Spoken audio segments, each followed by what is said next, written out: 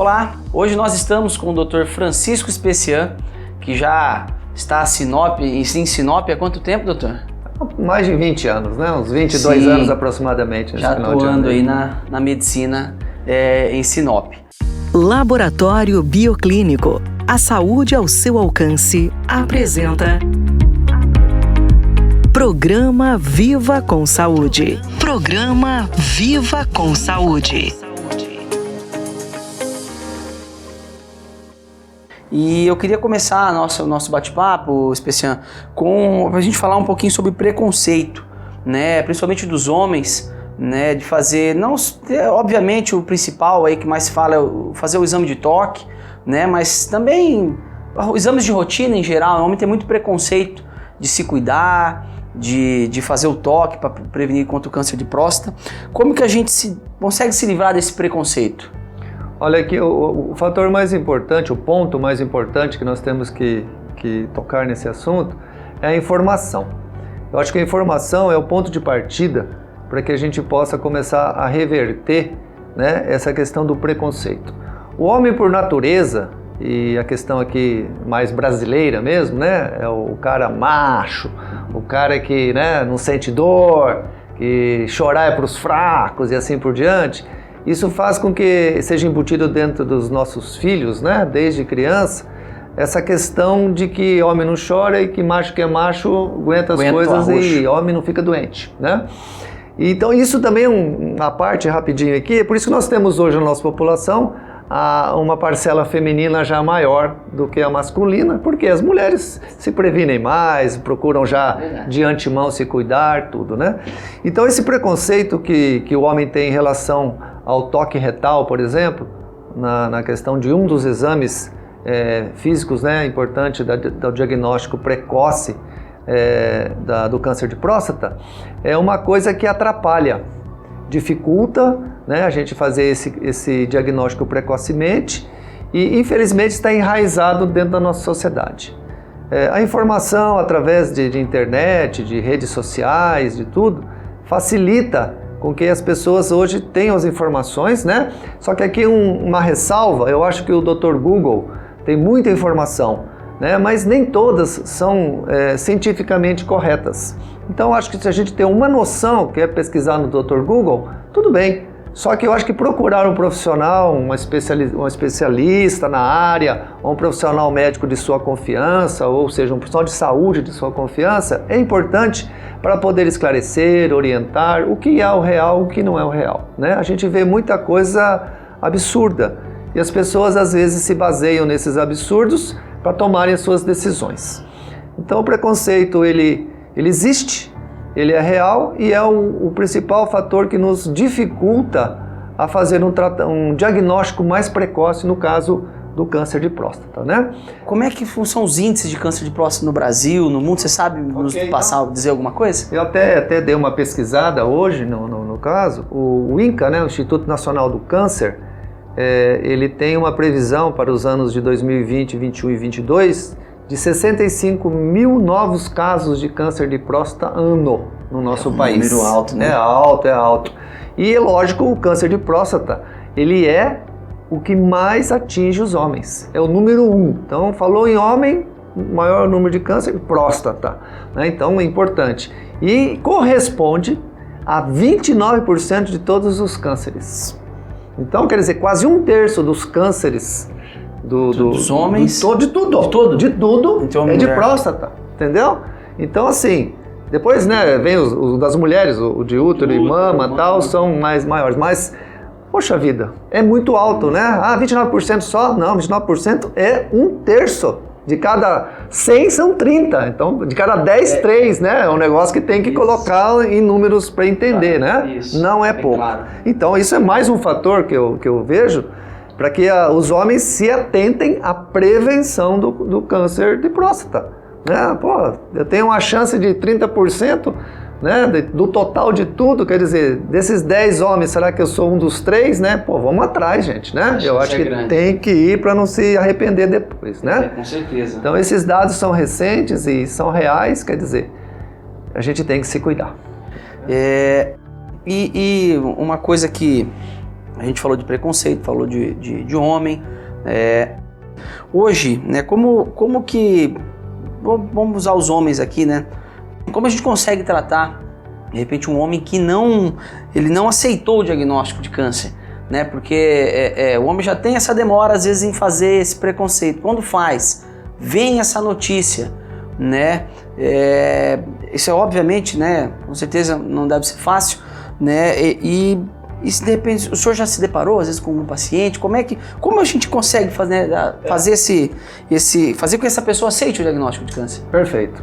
Realmente acontece sim, né, em alguns casos, uma negação da doença. Tá lá com todos os exames comprovando o diagnóstico, né, de imagem, exame de sangue, né, PSA, tudo positivo e tal, e ele ainda fica relutando que aquilo lá pode estar errado, que não é, né, procurando então fugir da realidade, é uma fuga da realidade. Essas pessoas a gente consegue, com um trabalho de acompanhamento, vamos dizer assim, contínuo, né, se for possível de 2 em 2 dias, semanalmente e tal, chama a família para conversar, para que a família, né, que está mais próxima, converse 24 horas por dia para ele, porque esse período de negação, apesar dele estar ali nesse primeiro momento muito forte, nós vamos conseguir vencer. Porque assim que vai passando o estado de choque, né, porque você recebeu uma notícia que você tem um câncer, dependendo do que você interpreta de um câncer, é o teu atestado de morte, né? Puta, vou morrer, né? E vou morrer, então aí dá um estalo, a pessoa fica meio relutante. Então, existe sim um trabalho de apoio, que você está interessado em ajudá-lo, a família quer que ele melhore, a gente tem que jogar com o emocional com essa pessoa, né? Colocando as coisas boas da vida, o que ele ainda pode aproveitar para frente em relação a filhos, a netos, ao trabalho, aquilo que ele gosta, né? E que a vida vale a pena, né? Tentar pelo menos um tempo a mais de prorrogação dessa vida. Então a gente tem que trabalhar essa parte psicológica. E aí, logicamente, nem todos os médicos, os enfermeiros têm esse dom, né, de conseguir fazer esse tipo de conversação, de relação. E aí, lógico que entra a questão dos multiprofissionais, né? Eu acho que a partir do diagnóstico de um câncer de próstata, né, nós temos que pensar num apoio psicológico, nós temos que pensar num apoio nutricional, né? Nós temos que pensar que essa pessoa vai precisar o tempo todo de ajuda. E a gente tem que deixar bem claro para ele, de uma maneira geral, de que a gente está sempre à disposição para ajudar ele, a família, né? Pensando principalmente nas pessoas, das famílias mais carentes, né? Que de repente o homem ali é o esteio econômico daquela família e de repente aquela família vai deixar de ter os seus ganhos, né? O que isso vai traduzir em matéria de alimentação, né? De pagamento da conta de água, luz. Então isso vira um questionamento muito interessante que a gente tem que analisar, né? Quando as famílias têm as condições econômicas viáveis, está tudo dentro dos programados e vão tocando. Agora, quando pega essa parte da população mais carente, aí complica mais ainda. Mas é possível sim resgatar, desde que se tenha entrega da equipe, da saúde, do profissional e assim por diante, sabe? Eu tenho vários casos de resgate, né? E assim, às vezes você tem que dar um tratamento de choque no cara, não tem jeito. Fala, olha meu amigo, o negócio é o seguinte, você está aqui hoje, está relutante, o câncer está aí, o tempo está passando, você não está indo atrás, esse negócio vai agravando, e você querendo ou não, daqui uns dias você vai ter que ir para o tratamento, né? Porque você não vai conseguir fazer mais nada. Então, toma a decisão correta, né? E aí os caras choram um pouco, você chora junto com ele lá e vamos tocando a vida, né? Eu acho que tem como resgatar sim, e é importante a participação de toda a equipe. Multidisciplinar, Multidisciplinar. É importantíssimo isso. Hoje em dia, eu mesmo, sim, eu tenho a minha especialidade e tal, mas eu sou um clínico das antigas, né? Tenho 34 anos de formado aí. Então eu aprendi muito a trabalhar em equipe, né? Porque, sozinho, muitas vezes você não consegue a resolução, você está cansado, o número de pessoas é muito grande, ainda mais na rede pública.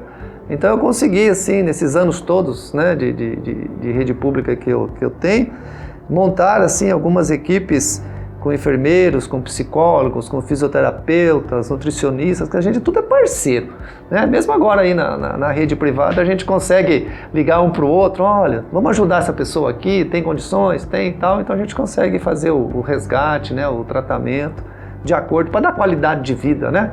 Que é a que a gente tem que pensar sempre no final, né? Ter qualidade de vida. Com certeza.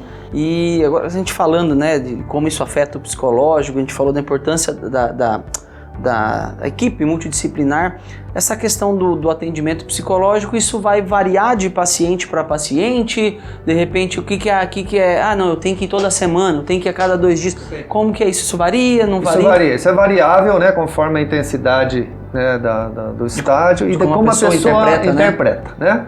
Então tem pessoas que não querem, né, eles negam mesmo, então leva um pouco mais de tempo. Eu vou dar um exemplo, né, o meu próprio pai, médico, né, e acabou sendo acometido pelo câncer de próstata e no primeiro momento assim, né, daquela entregada, entende? Porque ele, né, sabe do que vem pela frente e lógico, naquele momento os filhos, a esposa tal, a gente tentou dar a maior força possível e na época ele estava para ser avô, né, então a gente deu uma estimulada ali e falou, olha, puxa, a gente gostaria que pelo menos você brincasse um pouco com os seus netos, né? E participasse dessa formação, tal, no tempo que Deus permitir que seja, tal. E eu acho que isso acabou estimulando muito ele, porque ele teve uma vida média de 14 anos pós-diagnóstico. Foi um dos poucos, e a assim... a média é 5, você comentou. A média é de 5 anos. Ele teve um tempo, ele fez não era mais cirúrgico o caso dele, ele teve radioterapia localizada, depois entrou com hormonioterapia por mais de 8 anos. Essa radioterapia acabou trazendo consequências que tem que fazer cirurgias, né? Essas cirurgias de retonalização da uretra, porque ela fecha, aí acabou atingindo o esfíncter da bexiga, e aí incontinência urinária, né? Hormonioterapia leva à impotência. Então, assim, esse acompanhamento psicológico, ele acaba se tornando contínuo e a pessoa sente a necessidade, né? A depressão vem acompanhada, não tem como, né? Então, a importância da multidisciplinaridade ou profissional é importantíssimo para que se possa dar qualidade de vida, né? No nosso caso, ele era da área, sabia, eu também, a gente acabava dando uma força. Mas, por exemplo, a minha sogra mesmo, faleceu agora há poucos dias, um outro tipo de câncer aí, e a gente teve o tempo inteiro ali dando apoio, né, apesar do estado gravíssimo do câncer em que ela se encontrava, e ela lutou até o final assim de maneira positiva, sabe? Eu acho que quando chegou o fim ali, foi um fim abrupto mesmo, foi mais assim, não mais pelo câncer, mas pelo tratamento, né? Porque o tratamento é agressivo, não tem como. E acabou fazendo uma aplasia de medula, ela perdeu todos os leucócitos, zerou leucócitos, zerou tudo, então... De defesa, não tem como, ela morreu por sepsemia porque não tinha leucócito para defender nada, né? Então, às vezes, as próprias células intestinais, ali, as bactérias, acabaram fazendo a sepsemia dela. Mas, enfim, o multidisciplinar, o multiprofissional é de suma importância para dar uma qualidade de vida melhor para esse paciente já acometido pelo câncer de próstata, no caso, né? Bom, doutor, a gente estava chegando na reta final aqui do nosso bate-papo. Eu queria que você deixasse uma mensagem, né, para os homens aí que têm essa resistência, que têm esse medo de procurar ajuda, e até não só procurar ajuda, mas de se cuidar. Olha, e aqui já não está mais falando o médico, tá? Está falando o homem, né, do gênero masculino, Francisco, que já teve casos de câncer de próstata na família. Por ter um caso de câncer de próstata na família, mesmo sendo médico, meus irmãos, né, também profissionais liberais, tudo, nós tivemos que quebrar as barreiras do preconceito, tá? Eu tenho que assumir que eu também não era muito fã desse negócio de toque retal não, tá? E a partir do momento que nós somos grupo de risco, porque o nosso pai teve o câncer de próstata, a gente começou então a fazer os exames anualmente, né? Graças a Deus vamos acompanhando, estamos todos bem até o momento, né? Já estamos beirando aí meus 60 anos de idade, o meu pai faleceu com 72 anos, faleceu muito novo, né? Então se você pegar 72 menos 14, com 58 anos, né? A minha idade que eu tô hoje, ele foi diagnosticado, né? Então é importante sim a prevenção, gente. Vocês não podem deixar o preconceito ser maior do que a vontade de viver, né? E a gente, para ter uma vida mais longa, com qualidade de vida e atingir aquela meta dos 100 anos, né? Que para nós, assim, eu acho que eu vou chegar lá. Imagina os mais novos, pô. Você, por exemplo, Fernando, tem uma possibilidade muitas vezes superior a minha de chegar aos 100, né? Todos vocês que estão nessa sala aqui são mais jovens. Então, a medicina está aí para isso. Os exames cada vez mais aprimorados, mais fáceis de serem feitos. Então, eu acho que o caminho é esse. Prevenção, sim. Quanto mais precocemente o homem for lá fazer o seu exame de próstata, toque retal, exame de PSA, é importante. E uma coisa que eu gostaria de frisar para terminar, é uma campanha, o Novembro Azul, né? Mas nós não podemos esquecer que câncer dá todos os dias, todos os meses do ano, né? Então, assim, não fica sempre esperando para que se faça uma campanha. Olha, começou a sentir alguma coisinha de diferente, uma dor esquisita, né? O xixi está demorando para sair ali, não tem mais a pressão, né? Que são sintomas clínicos. Procura um médico da sua confiança, um especialista, um urologista, né? E para a gente poder já chegar a um diagnóstico mais precoce e de repente também ver que é outro problema, trata, descarta e você vai tocar a tua vida tranquilo, leve, solto, ter seus filhos, seus netos e aí por diante, tá ok? Esse é o meu recado aí para que os homens pensem, repensem, reflitam e deixem de ser preconceituosos. Bacana. Especian, foi um prazer ter você nesse bate-papo, trazendo para nós aí a sua experiência e até um pouquinho da sua história de vida, né? Trazendo essas histórias do seu pai, né? Da sua mãe. Então, obrigado mais uma vez. Obrigado a todos vocês. E aí, gostou da nossa entrevista? Ficou com dúvida?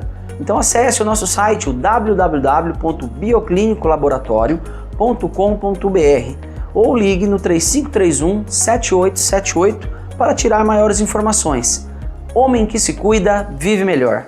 Novembro Azul é um mês de conscientização e cuidado. E você, homem, acima de 45 anos, ao realizar os seus exames aqui no Laboratório Bioclínico, pode solicitar gratuitamente o exame de PSA. Isso mesmo, você pode ir a qualquer uma de nossas 10 unidades nesse mês de novembro e solicitar gratuitamente o seu exame.